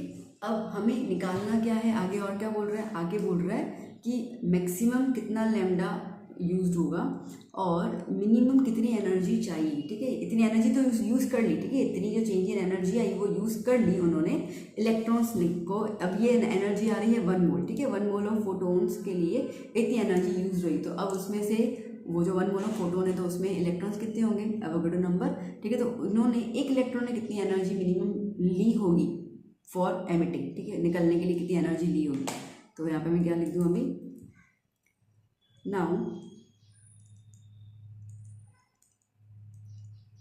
minimum energy used for removal of 1 electron of sodium, ठीक है, एक इलेक्ट्रॉन, तो ये तो टोटल है ना, ठीक है। ये तो क्या है, ये एनर्जी निकली है फॉर 1 मोल। तो क्या कर लेंगे हम लोग निकालेंगे, इसको हम डिवाइड कर लेंगे एवोगैड्रो नंबर से, तो अब हमें मिनिमम एनर्जी मिल जाएगी, दैट इज 6.022 इंटू 10⁻23। ठीक है। इसको आप जो डिवाइड करोगे आपको आंसर मिलेगा 3.84 इंटू 10⁻⁻19 जूल। ठीक है। तो मिनिमम एनर्जी पता चल गई हम लोगों को यहाँ पे। ना स्पेस क्रिएट कर दें। ओके, अब क्या बोल रहा है आपको, तो मिनिमम एनर्जी क्लियर। अब कह रहा है आपको कि मैक्सिमम वेवलेंथ निकालो। तो वेवलेंथ का फॉर्मूला क्या होता है, E is equal to hc by lambda. ठीक है, यूज कर लेंगे।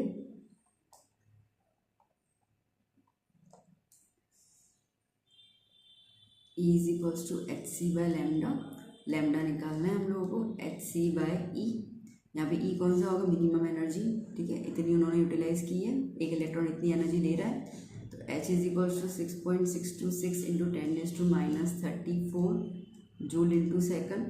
ओके, C कितना हो जाएगा, 3 इंटू 10⁸ मीटर पर सेकंड। और एनर्जी कितनी है, 3.84 इंटू 10⁻⁻19। ओके, यहाँ पे सेकंड कैंसिल, ये जूल आया, जूल कैंसिल। ओके, लैम्डा कितना आएगा पूरा कैलकुलेट करोगे आपको लैम्डा मिलेगा 517 नैनोमीटर। और ये 517 नैनोमीटर जो है वो इंडिकेट करती है ग्रीन लाइट। पूछा नहीं है बट बता दे रही हूँ मैं। ठीक है, चलिए नेक्स्ट क्वेश्चन है बेटा, calculate the wavelength of the mass 0.2 kg ball travelling at the velocity of 10 metre पर सेकंड। ठीक है, वेवलेंथ निकालना है हम लोगों को। मास कितना दिया हुआ है, 0.2 kg। वेलोसिटी कितना दिया हुआ है, 10 मीटर पर सेकंड। ईजी है। Okay, de Broglie principle use कर लेंगे हम लोग यहाँ पे। Lambda is equals to h upon mv, that is 6.626 into 10⁻⁻34 joule second upon mass कितना है 0.2 kg और वेलोसिटी कितना है 10 मीटर पर सेकंड। अपॉन वाला ऊपर ले लूँ तो इंटू सेकंड। ठीक है, तो यहाँ पे 10 गया, यहाँ बचेगा 33। ओके, बाकी 6.626 और 0.2 को डिवाइड करोगे तो आपको इसका आंसर मिल जाएगा 3.313 इंटू, एंड पावर्स को आप जब मर्ज करोगे तो आपको इसका आंसर मिल जाएगा -34 मीटर। लैम्डा मीटर में आता है ना।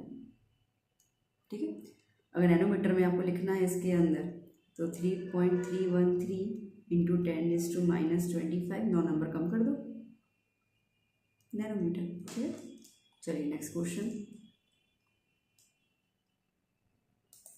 कैलकुलेट द वेवलेंथ निकालना है हम लोगों को।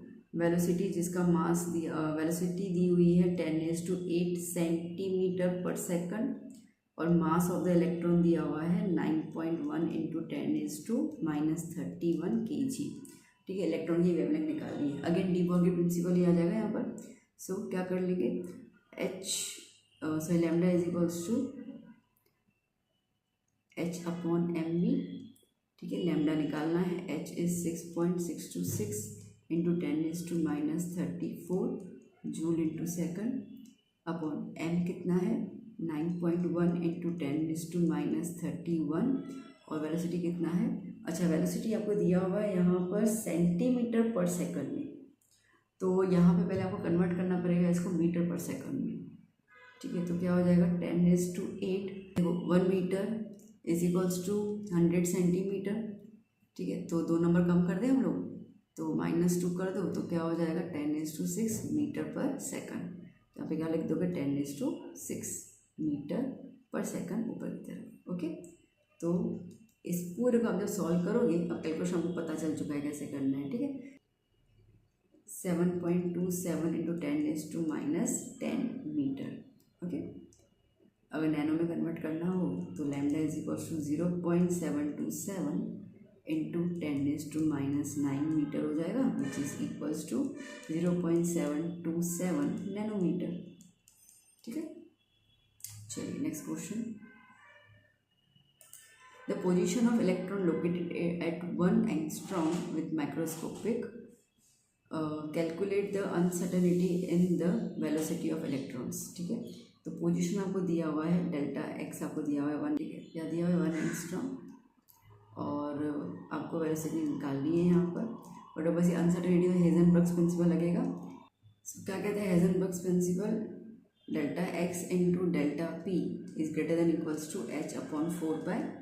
ठीक है, delta X multiply by delta P, P is a momentum, मतलब मास इंटू वेलोसिटी, वेलोसिटी क्या है, चेंज इन वेलोसिटी निकालना है, is greater than equals to H upon 4 pi.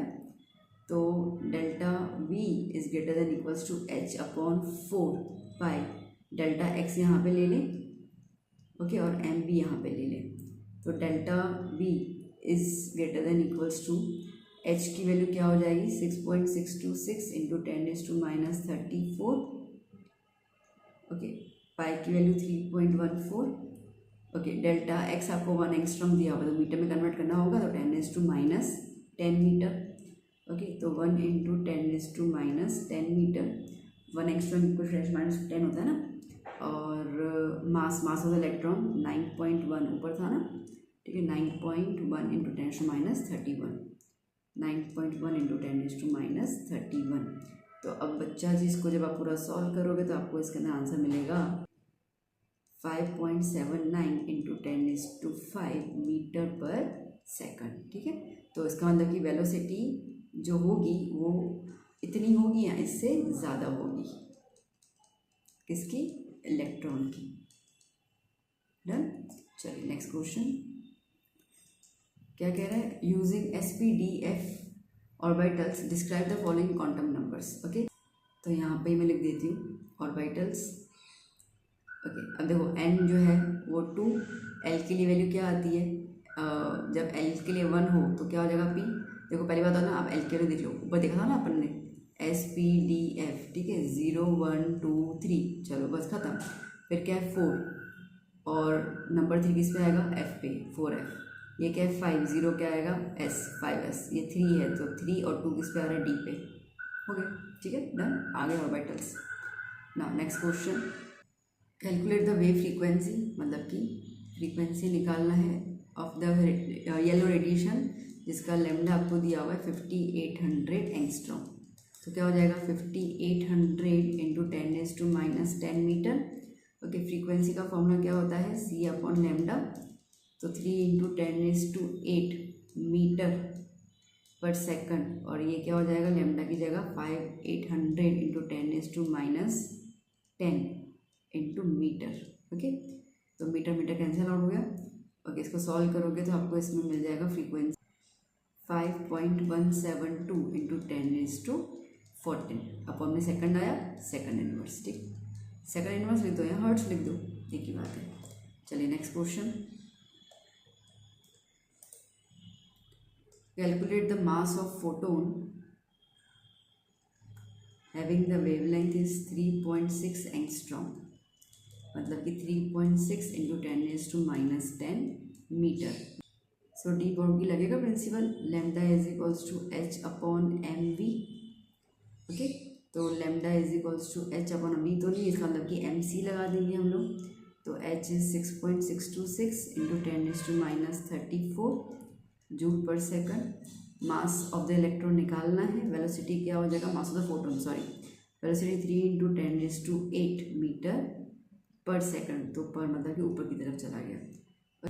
Lambda 3.6 into 10⁻10 is equals to 6.626 into 10⁻34 upon m into 3 into 10⁸। ये 8 गए, 34 में से कितना बचेगा, 34 में से 8 माइनस कर लो तो 26, कितना आएगा -26। तो 3.6 इंटू 10⁻10, ये 3 को यहाँ लेके जाओ तो इंटू 3 अपॉन में 6.626 into 10⁻26 is equals to, okay, equals to क्या आ जाएगा यहाँ पर 1 upon m। Done. Okay, solve कर लेते हैं हम लोग। तो m क्या हो जाएगा, m हो जाएगा 6.626 into 10⁻26 upon 3.6 into 10⁻10 into 3। Okay, वैसे मैं खाली m लेके जाना था, उसको नीचे ले जाना, मैंने पूरा उल्टा कर दिया, चलो कोई दिक्कत नहीं। तो मास कितना निकलेगा 6.135 इंटू 10⁻³ kg। ओके, चलिए next question. Now calculate the wavelength. Wavelength निकालना है हम लोगों को इलेक्ट्रॉन का हैविंग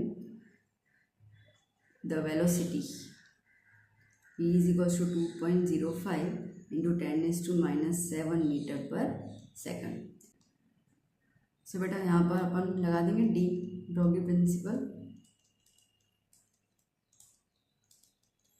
क्या कहता है, lambda is equals to h upon M B. Okay, तो lambda is equals to h 6.626 into 10⁻34। Mass हमें पता है, इलेक्ट्रॉन है ना, इसके लिए मास पता है 9.1 इंटू 10⁻31 kg, और वेलोसिटी दिया हुआ है 2.05 इंटू 10⁻7 मीटर पर सेकंड। 3.548 into 10⁻11 metre. ओके, चलिए next question. Calculate the wavelength. Wavelength निकालना है। Frequency, wave number of a light whose period is, period मतलब टाइम, जिसका टाइम दिया हुआ है 2 इंटू 10⁻10 सेकंड्स। देखो फ्रीक्वेंसी का तो इजीली निकल जाएगा। फ्रीक्वेंसी का फॉर्मूला क्या होता है, 1 अपॉन टाइम पीरियड, मतलब कि 1/2 इंटू 10⁻10। 1/2 क्या होता है 0.5, 0.5 और ये ऊपर चला जाएगा तो इंटू 10⁻10 हर्ट्स ले लो, यहाँ सेकंड माइनस टी। इसको lambda equals to c upon हमारे पास रहेगा फ्रीक्वेंसी। ओके, तो 3 इंटू 10⁸ अपॉन 0.5 इंटू 10⁻10। इसको आप सॉल्व कर लोगे, आपको आंसर मिल जाएगा 6 इंटू 10⁻2 मीटर। ठीक है, फिर क्या निकालना है, वेव नंबर। अब वेव नंबर क्या होता है, wave number is 1 upon lambda, तो 1/6 इंटू 10⁻²। 10⁻2 पर ले लो पहले, तो 10⁻2 अपॉन 6 मतलब 100/6। 100/6 तो कितना आएगा 16.66 मीटर। ठीक है, हो गया। चलिए नेक्स्ट क्वेश्चन। क्या कह रहा है बेटा, what is the number of photons of light with a wavelength of 4000 picometre that provides 1 joule of energy. तो यहाँ पे एनर्जी आपको दी हुई है 1 जूल। कितने नंबर ऑफ फोटोन्स होंगे, ठीक है, तो आपको यहाँ पे नंबर ऑफ फोटोन्स निकालने हैं जिनकी वेवलेंथ आपको दी हुई है 4000 पिकोमीटर। ठीक है, तो अपने को यहाँ पर नंबर ऑफ फोटोन्स निकालने हैं, और हमें यहाँ पर फोटोन की अपन को यहाँ पे एनर्जी दी हुई है 1 जूल जितनी एनर्जी है। ठीक है, तो फॉर्मूला क्या हो जाएगा, फॉर्मूला यहाँ पर हो जाएगा E इज इक्वल्स टू, ई अपने को 1 दिया हुआ है। ठीक है, 6.626 इंटू 10⁻34। सी कितना होता है 3 इंटू 10⁸। लैम्डा हमें दिया हुआ है, ये हम लोग निकाल रहे हैं 1 का। ठीक है, तो लैम्डा हम लोग को दिया हुआ है 4000 इंटू 10⁻12 पिकोमीटर, तो इसके लिए। अब बेटा ये जो फॉर्मूला होता है वो हमारे पास फॉर्मूला होता है फॉर 1 फोटोन। ठीक है, हमें नंबर ऑफ फोटोन्स निकाले, यहाँ पे एनर्जी जो है वो कंप्लीट एनर्जी दी हुई है, तो ये 1 का होता है, ये 1 का होता है, मल्टीप्लाई बाय n कर दो यहाँ पर। ठीक है, क्या हो जाएगा यहाँ पे मल्टीप्लाई बाय n हो जाएगा, तो n को निकालना, तो ये सब टर्म ऊपर ले लो, तो क्या हो जाएगा 4000 into 10⁻12 upon 6.626 into 10⁻34 into 3 into 10⁸। अब हमें यहाँ पे मिल जाएंगे नंबर ऑफ फोटोन्स। ठीक है, सो इसका कुल कैलकुलेशन आप लोगों को मिल जाएगा यहाँ पर 2.012 इंटू 10⁻16 फोटोन्स। इतने फोटोन्स आपको 1 जूल ऑफ एनर्जी दे रहे थे। Now next question, indicate the number of unpaired electrons in this. ठीक है, सबसे पहले आता है पी, फॉस्फोरस। फॉस्फोरस का नंबर होता है 15, तो क्या हो जाएगा 1s2, 2s2, 2p6, 3s2, 10 हो गए, 10 और 2 12। ठीक है, 12 और कितने बचेंगे अपने पास यहाँ पर 2p6, 3s2 और 3p3 हो जाएंगे ना। देखो 6, 10, 10 और 12, 15, ठीक है। तो एक्चुअली पी में कितना चाहिए, 6 होने चाहिए, तो हैं कितने, 3, तो कितने हो गए, 3 अनपेयर्ड इलेक्ट्रॉन्स। ना बी क्या है, सिलिकॉन, तो Z इज इक्वल्स टू 14, चलो यही ले लो, 1s2, 2s2, 2p6, 3s2 और यहाँ पे 3p2, कितने हो जाएंगे, 2 अनपेयर्ड इलेक्ट्रॉन्स। कैसे 2, देखो खाली पी वाला जो है ना वो देख लो, पी में 3 खाने होते हैं, ठीक है, एक में आया एक में आया एक, ओके, तो कितने हो गए यहाँ पर, तो ये 2 अनपेयर्ड है, इसके लिए 2, ठीक है, अनपेयर्ड देखना है ना अपने को।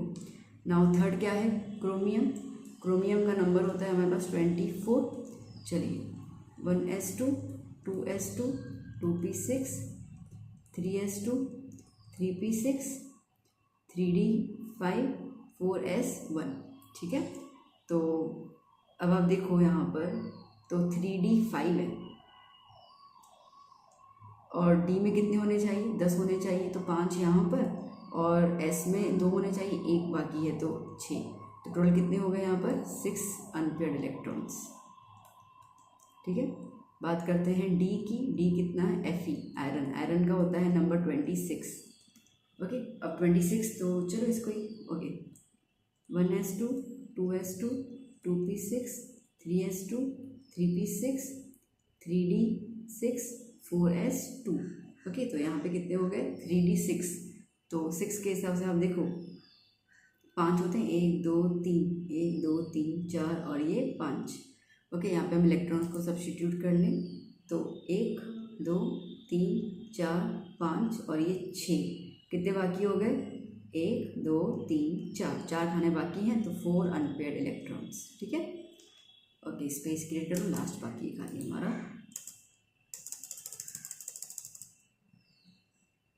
नाउ क्या है, ई नंबर, क्रिप्टॉन, क्रिप्टॉन होता है नंबर 36, ठीक है। अब अपने को पता है क्रिप्टॉन एक्चुअली नोबल मेटल है, तो क्या ही लिखोगे, okay, it's a noble metal, so no unpaired electrons. चलिए नेक्स्ट क्वेश्चन क्या बोला बेटा, how much energy is required to ionise a hydrogen atom if the electron occupies n equals to 5th orbit, ठीक है। तो हाइड्रोजन को ion में convert करना है, आयन में कन्वर्ट करना है, इसका मतलब कि इलेक्ट्रॉन बाहर निकालना है, ठीक है। 5th ऑर्बिट से बाहर की तरफ जाएगा, बाहर कहाँ जाएगा वो नहीं पता, तो उसको इन्फिनिटी बोलेंगे, बोला नहीं है भाई किस ऑर्बिट में जाना चाहिए वो नहीं, 5th ऑर्बिट में है, 5th ऑर्बिट से अभी उसको कितनी एनर्जी रिक्वायर्ड है, मतलब कि वो एब्जॉर्ब करेगा एनर्जी, मतलब वो शफल करेगा, ठीक है। तो देखा जाए यहाँ पर, तो यहाँ पे हम लोगों को n1 दिया हुआ है 5 और n2 कहाँ पे जाएगा नहीं पता, तो उसको इन्फिनिटी ले लेते हैं हम लोग, ठीक है। और कह रहा है कि कितनी एनर्जी जो होगी उसको चाहिए होगी, तो एनर्जी निकालनी है, आगे क्वेश्चन बाद में रीड कर लेते हैं, पहले इतना देख लेते हैं। तो अब एनर्जी निकालने का मैंने फॉर्मूला बताया था, -2.18 इंटू 10⁻⁻18 अपॉन n², और यहाँ पे क्या हो जाएगा, मल्टीप्लाई बाय z²। सो क्या होता है बेटा, E2 minus E1, okay.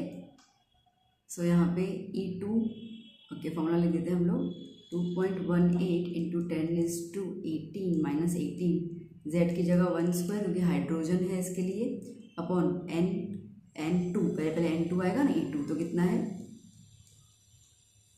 Infinity, minus 2.18 into 10⁻⁻18 into 1², यहाँ पे क्या आएगा 5²। ना बेटा 1/∞ इक्वल्स टू 0 हो जाता है, तो ये पूरा टर्म क्या हो गया, 0 हो गया। तो क्या बचा मेरे पास बचा delta E is equals to, ये माइनस माइनस प्लस हो जाएगा, ठीक है, ये माइनस माइनस प्लस हो जाएगा, सो क्या हो जाएगा 2.18 इंटू 10⁻⁻18 अपॉन 5 का स्क्वायर कितना होगा 25। इसको बेटा आप जब सॉल्व करोगे आपको आंसर मिलेगा 0.08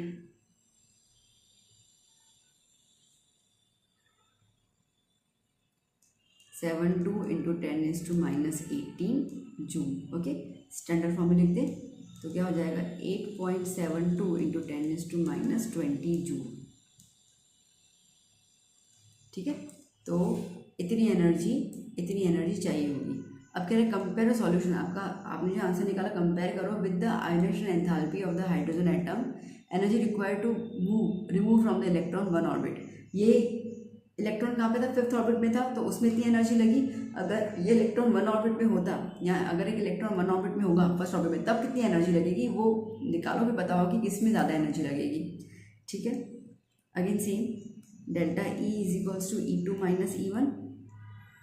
सो delta E is equals to, अब अगर मैं यूँ देखूँ तो यहाँ पर चलो निकल रही है इन्फिनिटी, ओके, तो -2.18 इंटू 10⁻⁻18 इंटू 1 स्क्वायर अपॉन यहाँ पे इन्फिनिटी का स्क्वायर।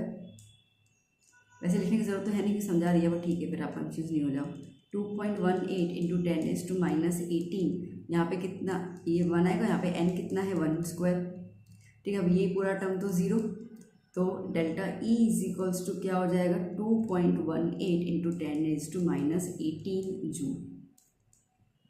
ये तब है जब n first n equals to 1 है। ठीक है, इलेक्ट्रॉन फर्स्ट ऑर्बिट पे है, और ये तब आया जब ऑर्बिट नंबर 5 पे है इलेक्ट्रॉन। अब आप खुद बताओ सबसे कम एनर्जी किस में लग गई। ठीक है, सबसे कम अगर हम देखें, अच्छा एक चीज़ ध्यान देना, यहाँ पे -20 है। ठीक है, चलो इसको मैं उस तरीके से करूँ तो क्या हो जाएगा, ये -18 हुआ और ये -18 हुआ, इसको कंपेयर कर लो तो यहाँ पे 0.0 और यहाँ पे 2.1, मतलब कम एनर्जी किस में लगी, फिफ्थ में लगी। ठीक है, कम एनर्जी किस में लगी, और लॉजिक है fifth orbit is far away from nucleus, तो न्यूक्लियस अट्रैक्शन कम होगा तो वहाँ से इलेक्ट्रॉन निकालना आसान हो जाएगा। ठीक है, तो यहाँ पे आप क्या लिखोगे, here less energy is required to remove electron from fifth orbit compared to first orbit। ठीक है, डन। चलिए नाउ नेक्स्ट 35th क्वेश्चन क्या कह रहा है। 35th question, the last question, what is the maximum number of emission of lines when the excited electron of hydrogen atom n equals to 6 drop to the ground state. कितनी maximum number of lines निकलेंगी जब वो n 6 से ground state पे आएगा। Ground state मतलब क्या हो जाएगा अपने पास, फर्स्ट आ जाएगा। ठीक है, ground state is the first, okay, तो हाइड्रोजन है फर्स्ट ऑर्बिट पे रहेगा। तो देखो नंबर ऑफ एमिशन लाइंस निकालने का फॉर्मूला होता है n-1/2। ठीक है, अब कौन से ऑर्बिट पे है, सिक्स्थ पे है, तो बस लगा दो 6 -1/2 क्या हो जाएगा 6 5/2, 2 1 जा 2 3 जा 3 5 जा, कितनी आ गई 15। ओके, सो टोटल कितनी लाइंस बनेंगी, 15 स्पेक्ट्रल लाइंस बनेंगी। ठीक है बेटा, डन, क्लियर, आया समझ में। तो यहाँ पे हम लोगों ने the most important numericals and theory questions कर लिए। आई होप ये वीडियो आपको हेल्पफुल रहेगा, अच्छे से प्रैक्टिस कीजिएगा, लर्न करना शुरू कर लीजिए, हाफ ईयरली बहुत नज़दीकी है। मिलते हैं हम लोग नेक्स्ट वीडियो में नेक्स्ट चैप्टर के साथ। Keep study, keep hard working and do share this channel with your friends. Bye bye.